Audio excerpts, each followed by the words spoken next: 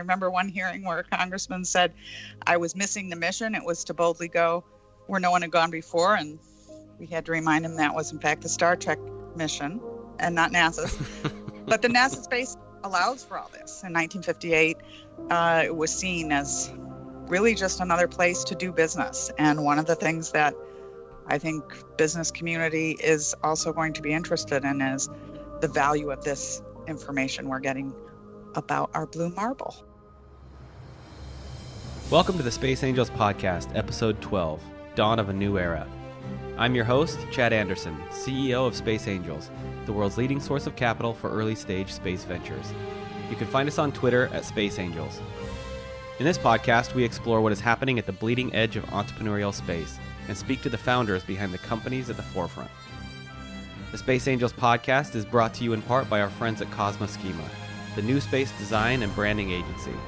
With a suite of services like brand positioning, company and product naming, logo design, and web design, they're the only design agency exclusively serving new space companies.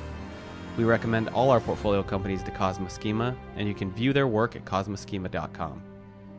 I'm really excited about today's guest, Lori Garver. Lori was Deputy Administrator at NASA during the Obama administration, where she was a key proponent of the commercial space industry.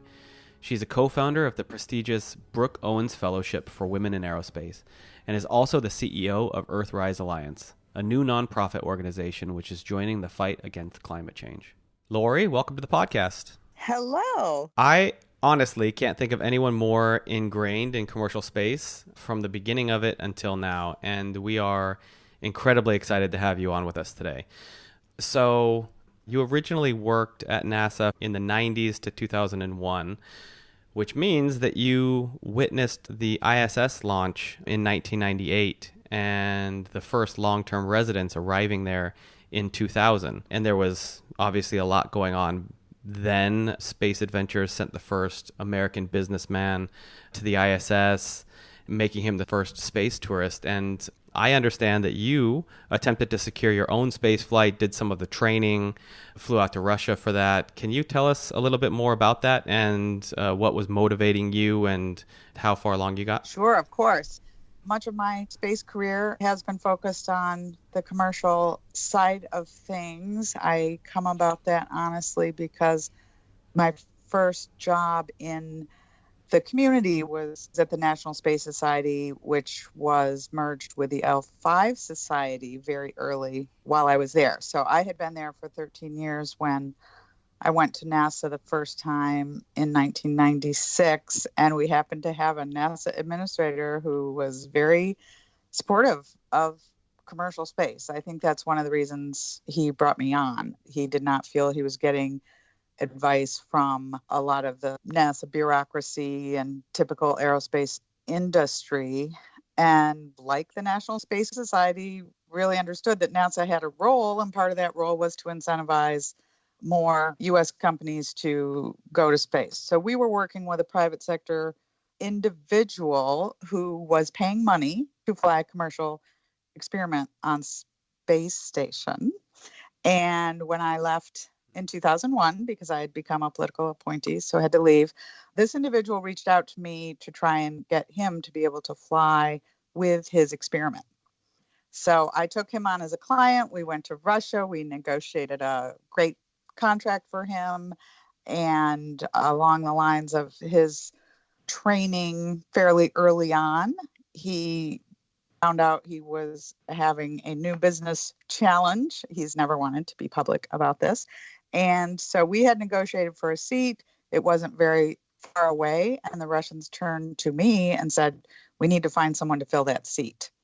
I was aware at the time that their only other shot for getting money, and in 2001, 2002, this was a serious challenge for them, was to have a European astronaut fly, and they only paid about $3 million.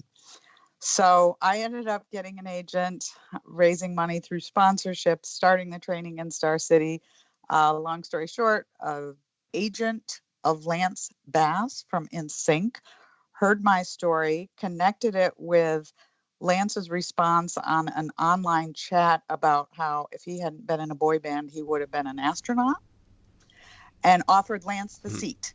So I'm in Russia training. Okay. I hear from back in the U.S. from my team that Lance Bass has announced he's flying on this mission, and Lance showed up, and he hadn't really been told about how he had to raise money. And ultimately, he didn't get to go either. But my whole model was to get someone to go. Both, I think, as to raise the money that the Russians needed to keep their side of the space program going, as well as to be able to highlight the value of what we were doing in space, because you're not restricted as astronauts are to marketing. And I had Visa and MasterCard who were bidding to see who would sponsor when I was called Astro Mom, shamelessly exploiting my children who were 4 and 6 at the time.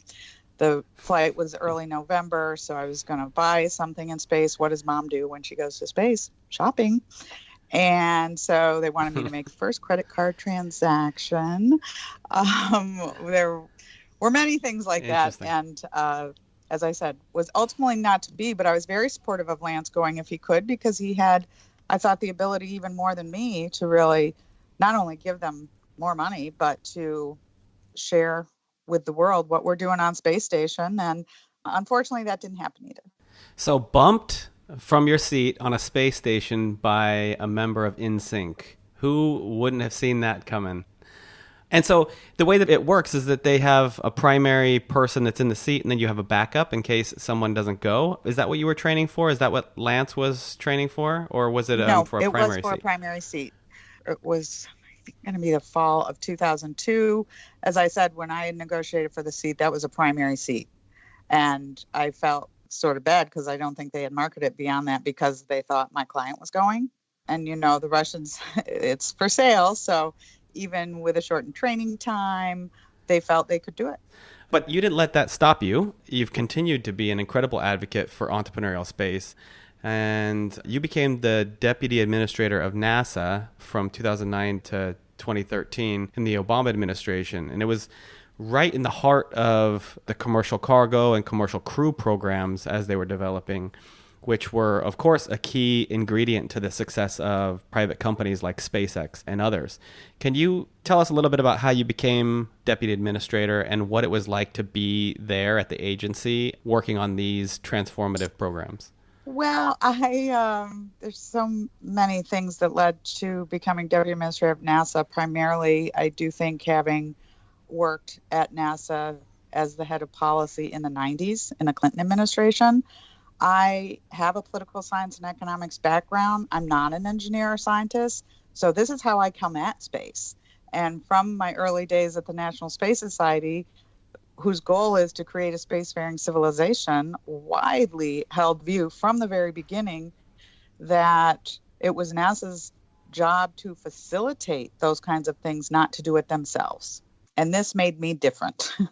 And also, I think for Democratic candidates, I was willing to show that I had beliefs that were aligned with Democrats, where a lot of space policy people like to say they are nonpartisan. But Washington, if you're going to work on something and set policy, you need to make a choice. And while I was raised a Republican with a stockbroker father in Michigan, the Republicans lost me with a few of their social issues in the 80s. So I worked first, probably most visibly after that NASA job in the 90s, on John Kerry's campaign doing space policy. I then worked on it on Hillary's campaign in 2008 doing space policy. In fact, debated the space policy person for Obama. And after the primary, Obama's team came to me and asked if I would lead their transition team for NASA if he were elected.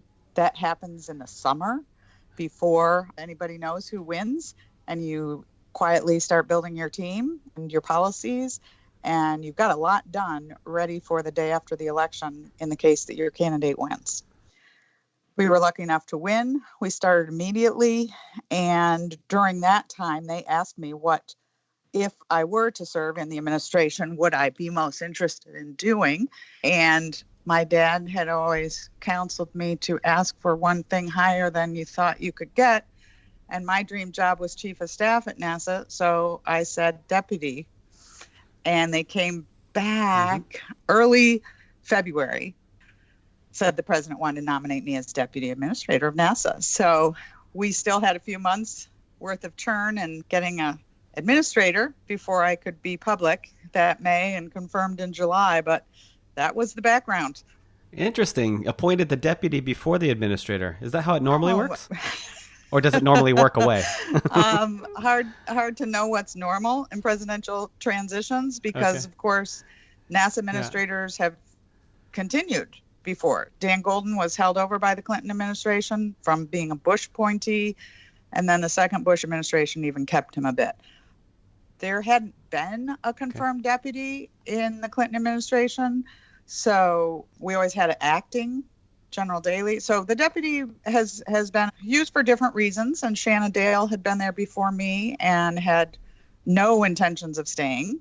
Mike Griffin had made his intention of staying known, which was not something that was acceptable to the new administration, largely because of his public views on climate change that he had shared on NPR. Mm-hmm. And so I think mainly the head of the transition teams, we became deputies. In our administration, that was a pretty typical path.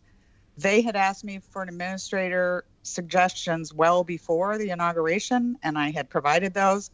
We were not successful in getting some of those early choices accepted by the Senate, so that's why it took a little longer. And so back in the 80s, there wasn't much entrepreneurial activity in space really to speak of.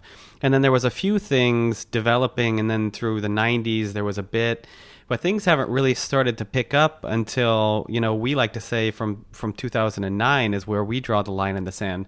Where did you start to see this shift towards public-private partnership in its new incarnation, like the COTS program and things? When did you start to see this really gain traction? Well, it is hard for me to separate that from the ideology that came out of Gerard O'Neill and actually Jeff Bezos' announcement about his lunar lander spoke to that as his own inspiration. And in the 90s, running NASA policy, I did get money for a number of things that became commercial. I worked with X Prize folks and Peter I met with one of their bankers to make sure they got money and to show they were serious. We got Dan Golden to come to their kickoff to show NASA was serious. We spent money on alt access, giving it to a lot of these commercial space launch companies, many of whom have gone away. So I do believe that as SpaceX came along in the early 2000s, we saw somebody who might really be able to pull it off. But it wasn't the first time. We thought Andy Beal would pull it off. We thought Kistler, Kelly, Rotary, we supported them all. So certainly SpaceX was game-changing. When we bet on them, it was a risk for sure. But honestly, we just didn't have much choice, and it was the ideology that I had always believed in. And the president, the head of science technology policy, everyone in the administration had really believed in this for the entire transition, being able to utilize innovation and technology to make the world a better place, to advance our economy, and to advance the space program. So it evolved over time. I think the addition of Bezos and Blue Origin really cemented it for me. Jeff came in and talked to Charlie and I rather early in our term, and to me, I felt, okay, it's one thing to have SpaceX, but we don't want someone with no competition. That doesn't really help over the long term. So when Blue came in and with his resources, he was willing to do this, that's when it's like, aha, this is going to work, because we needed that competition. And had I known what that competition would inspire, I would have run at it even harder if that were possible. But it really did take. And so I think your timing is right on. I came in doing this in 2008 behind the scenes, and in 2009, we were raring to go. And I'm glad that you brought up the Blue Origin's Blue Moon event yesterday, because you tweeted, if NASA embraces this blue approach, a lunar landing could be accelerated. Maybe not in 2024, but sooner than you had thought that morning when you woke up. So I'm curious to hear, what do you think of this 2024 goal and about Blue as an architecture to pull it off? Well, what I think and why I tweeted that is that I do believe that one of our biggest challenges to going back to the moon or doing anything bold in space is political alignment. It's even more that than the money, because you actually, if you were politically aligned, these aren't dollars that aren't available. If we all agreed there was a value in what the mission was. And I don't think for the moon program the administration has laid out, there is that. There's not really even an articulated why, and certainly not enough to get Congress, who's pretty invested in SLS and Orion and the big things NASA's spending money on now, to switch horses, because we've run that experiment. It takes a lot. So this, to me, sitting there listening to Jeff Bezos outline both his ideology coming from the same as mine, this advanced communities into space as a way to help Earth preserve our own resources and ultimately be able to expand as a civilization, gives it a why to me. And then he unveils a spacecraft that's been 3 years in the planning, so they're 3 years ahead, and he's got a willingness to go and work with NASA to help make this happen. So it not only drives down the price, it would drive down what it is we're doing there and the very purpose that has not been articulated. You know, Administrator Bridenstine got asked in a hearing, why are we going to the moon? Why do we have to go by 2024? His answer was, because we have to get there and go before we go to Mars. Well, first of all, no one really explained why we have to go to Mars. And we all know it's not a fact that you have to go to the moon first. So to me, I've been not really cynical about 2024, because I've always said technically we can do anything. NASA and this country has a ton of capability, but we didn't have a way to lower the price or get a mandate to go. And so if NASA wanted to embrace this, I do think it would accelerate the timeline. Not before 2024. And so, yeah, fair enough. And so why would they be working with NASA on this, given that they, richest person in the world, he's able to fund this himself? Why would he want to work with NASA and throw it out there as an architecture to help them get there? It's very similar to their approach on their heavy launch vehicle. So Blue Origin, Jeff came to us very early and said what they were working on. It was under a veil of secrecy, so we couldn't talk about it. And it was their large rocket. And they said they were going to do this. But if NASA wanted to use it, and this is when we were directed to do a big rocket, SLS, they would work with us on it, and they could pay for much of it and accelerate our timelines. Unfortunately, NASA could not find a way to work with them. And as hard as I tried, the existing forces were committed to building SLS with the contracts that we had. And so we were not able to accept that. But did they go do it? You bet they did. They did it exactly as they said. So this is the same. And I asked Jeff yesterday, I said, is this that? And he said, yeah, we're going to do it. If they want to work with us and help with funding, it will be accelerated. But we are going to do it. Okay, so would like to get back to you and some of these other things that you're working on. So since leaving your post as the number 2 at NASA, you've been involved with a number of different initiatives, but I want to discuss a couple of them in particular in some more detail today. The first of which is the Brooke Owens Fellowship, which you helped found in 2016. We hosted an amazing Brooke Owens Fellow at Space Angels last summer, and we have another one joining us again this year. And we love the mission, and we're really honored to be involved in what is a really selective program. Can you tell our audience a little bit more about the program and what it does and how it came to be? Of course. I mean, this is my favorite topic, and my children, who are only male, call them my favorite family because of not having girls. And now we've got 114 Brooke Owens Fellows having either been in the program or currently in the program. And I really appreciate your and Space Angels support. Brooke Owens was just a fantastic person who I had gotten to know through her career. Her last part of her career was at OMB, the White House, when I was deputy administrator, and she was absolutely critical to getting you all the information and details to go and be the champion for these things we're talking about. So I do get a lot of credit for things that really represent a lot of people's work, feel that way. But Brooke was one of those very special people, and she died at 35 of breast cancer. And I just did not think her spirit and her change that she was making in the space program should end with her physical death, and her life was inspiring. I reached out to many in the space community, and Will Pomerantz and Cassie Lee took up the mantle with me. And our goal was to not only have a more diverse workforce join the space community, but also to help the space community by having new innovative thought and diverse workforce. So we set out to do a program where we could have collegiate women intern at primarily commercial space firms. First of all, that's who I knew. I could call heads of space firms like yourself and say, will you host an intern for a summer? So it's a summer internship program. We assign them senior mentors. Again, throughout my time in my career, I have had the great pleasure of connecting with a lot of the most senior people in the business, and they've all been willing to share their time as mentors.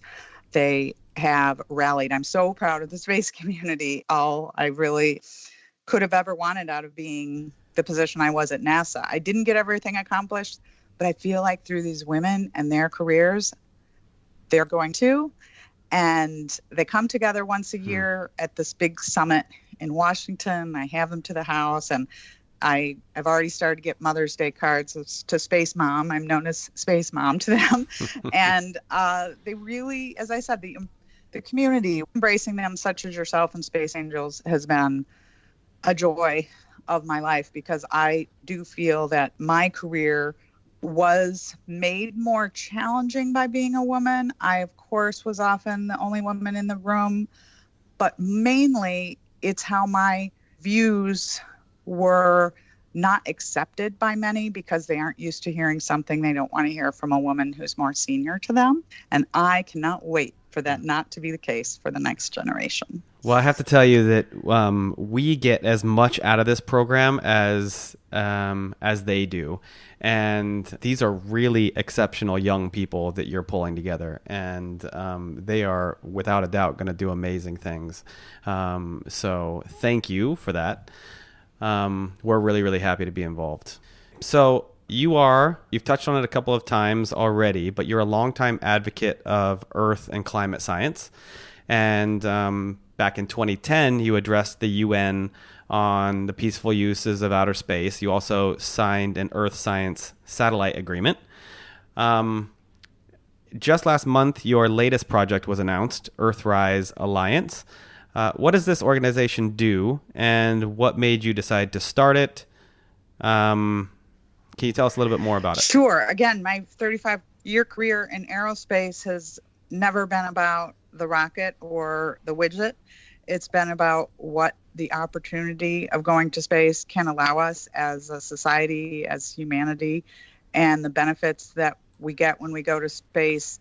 Some of the more near-term ones are this overview of a perspective that astronauts universally come back and say, we live on a very fragile planet and the atmosphere is very thin. And of course, we live at a time when, because we have been able to reduce the costs getting to and from space, reducing the expense of the satellites, all the things that you help people see and invest in, that technological advancement, along with the policy advances that we were able to drive, along with things like computer modeling of climate data and cloud storage of massive amounts of data, have really allowed for a renaissance in our understanding of the Earth. And I am so excited to be able to work on something that all of our efforts have allowed to be possible. And that is to really understand what's going to the planet and do something about it for future generations. We are late. The science is compelling. And what we at Earthrise do are working to connect this new data and information with as many users as possible so that we can find solutions, adapt, because we know some of it is inevitable at this point, and be able to utilize the incredible perspective of space for the Earthrise photo in 1968 showed us about our beautiful planet. And it's a great thing for me right now because I am so proud of the accomplishments of space, but I also think we're spending a lot of money on things that are not meaningful. I used to get some criticism for talking about the meaningful parts of space. I remember one hearing where a congressman said I was missing the mission. It was to boldly go where no one had gone before, and we had to remind him that was in fact the Star Trek mission and not NASA's. But the NASA Space Act allows for all this. In 1958, it was seen as really just another place to do business. And one of the things that I think business community is also going to be interested in is the value of this information we're getting about our blue marble. Fantastic. Very worthy cause, and happy to hear that you've turned your attention to it.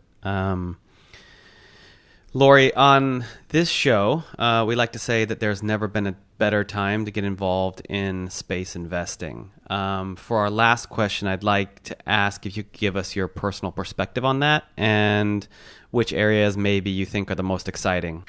Because for me, this is an overarching ideology that space is a place, just like as we cross the oceans for purposes of commerce, it's positive that we go to space and discover new ways to expand commerce. And really, the lowering of launch costs was the holy grail, the Gordian knot that we've been setting out to achieve during my entire career. So being able to do that, of course, more can be done, but through reusability and competition allows markets to open that we could not even imagine. So to me, the investments are in markets where we know the value from space is going to be unique. So when you're looking at satellites, so many of them, are they going to need to be refueled? Are they going to need to be fixed? Well, we don't know based on launch costs. There's a lot of unique things right now. I would, I guess, encourage people to invest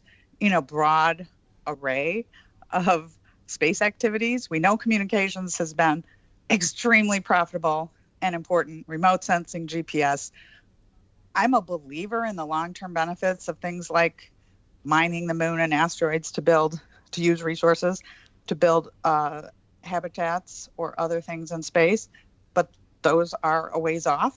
And I tend to, if I were advising, as I said, my father was a stockbroker, something that there's a market for that the advantage of space provides you. And I think you will watch your portfolio grow in that scenario. And you're seeing that open up today in a way that we haven't seen before, or is it on par with something more akin to something we've seen in, I don't know, maybe the 90s well, or something? Certainly in space, there's never been this opportunity, and the whole reason is driving down launch costs. I mean, I know it sounds simple to say, oh, where would we have gone if we threw away the airplane after every flight? But that is literally the change that's happening. So that's transformative. And we're just at the beginning of that. So, right. Most things that we've thought of to do in space had to be expensive in order to justify launch costs. So this is an entirely different arena today and becoming something that, of course, it's not been before. Wonderful. Lori, it has been great talking with you today. Thanks very much for your time. You're so welcome. It's a pleasure. Thanks for tuning into the Space Angels podcast. If you enjoyed this episode, please leave us a review on Apple Podcasts or wherever you get your podcasts, and subscribe to make sure you never miss an episode. If you're interested in learning more about investing in space startups, I invite you to visit our website, spaceangels.com, where you can learn all about Space Angels membership and how you can get involved in this exciting new sector.